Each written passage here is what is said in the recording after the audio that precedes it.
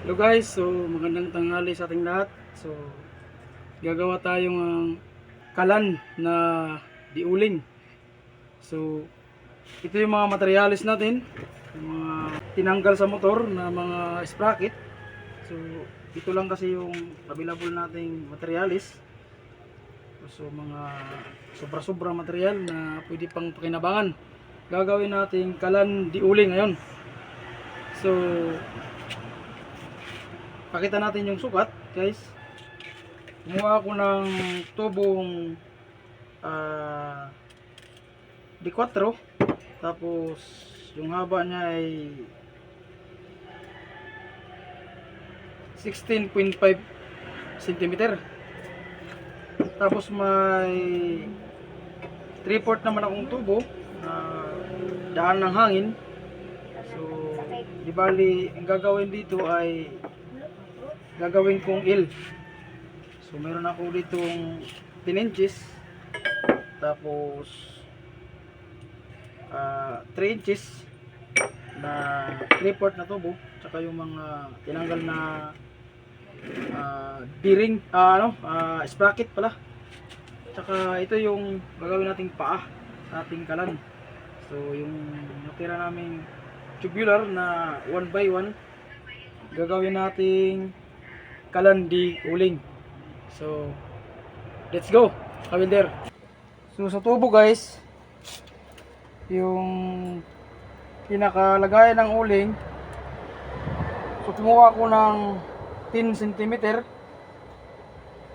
Bali tupiin natin to guys para sa lagayan ng sa hangin. So dating gawin tayo yung madaling gawin. Gumawa ko ng pattern. So ito na, binilog ko, tsaka tupiin natin to sa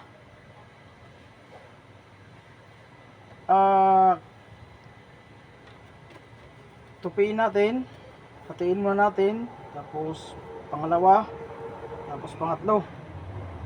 Bali yung labas nya guys is magkakating tayo ng sa 2, 3, 4, 5, 6, 7, 8. Walong cutting dito. Tupiin kasi natin to.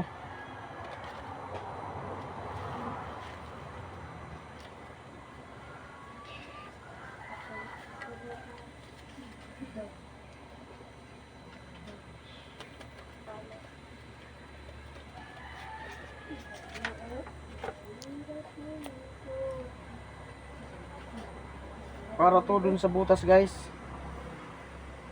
sa gagawin nating tubo. Bali pasok natin sa malaking tubo.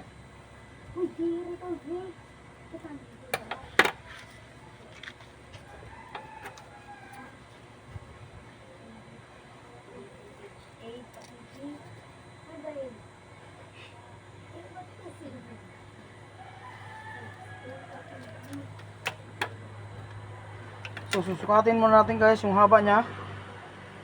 Haba niya is 4.3 cm. So yun ang ating gagawing pattern dito. So yan, Kawilder, yung taas nito sinukat ko dun sa kinuha nating 10 cm sa pagitan. Tapos yung dulo naman dun sa paglagyan ng tubo sa baba. So yun, tanggalin natin to. Ito. So 8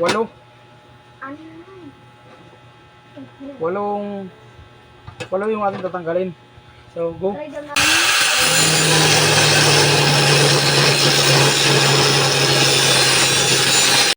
So ayan, yan na yung kalabasan. So tupiin natin. So ayun na Kawilder, natupiin na natin. So wewildingin na natin dito.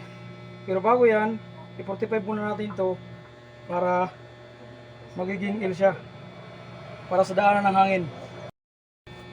Yun, Kawilder, na-eskwala na natin. So fix na natin to. weldingin na natin. Pagkatapos nito, welding na natin dito lahat. So, okay.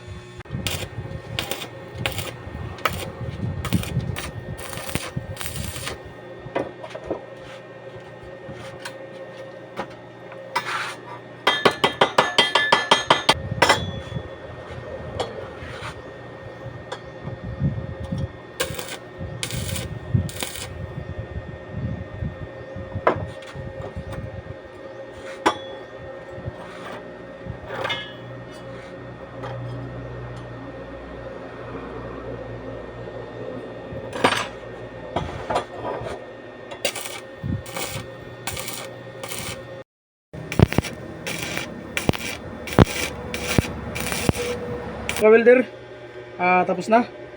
So, lilinisan lang natin.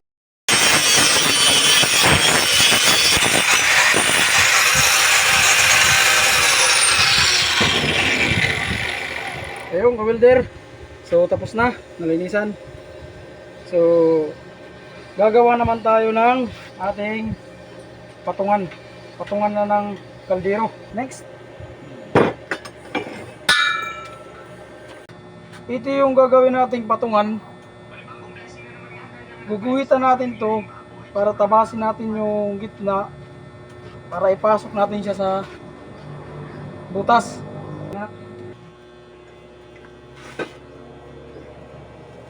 Pakatingin natin.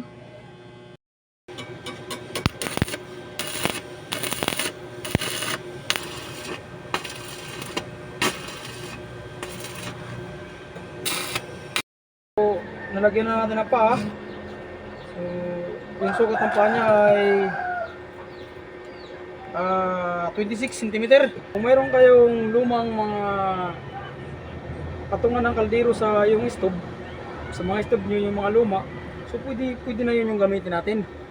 Katulad dito, yan, saktong-sakto. So, yan na yung patungan natin ng ating kaldero. So, susunod natin gawin ay yung blower naman natin. So, bali ito yung blower natin. So, kailangan natin siyang gawa ng paraan para ayos naman tingnan. So, ginawan ko siya ng tubo ito. So, ilalagay natin dito sa lagayan ng blower. Saka natin weldingin dito para ayos din naman yung lagayan natin ng blower. So yun na, welder, ayun na, ayos na. So pipinturahan din natin para ayos din. Pinturahan natin para patistingan na. Ma.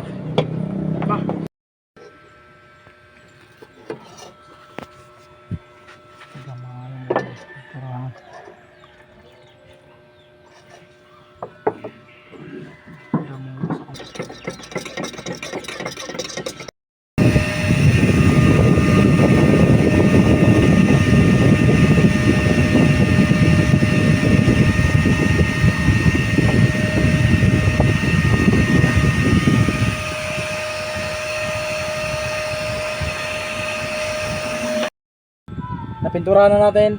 So, ilagay na natin yung blower. Tsaka, testingan na natin. Tara, ito yung blower natin. So, yun, sakto.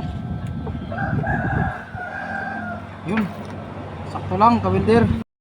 Kawilder, hininingasan na natin yung mga tira-tira nating mga materialis. Papakinabangan pa kaysa i-junk shop natin.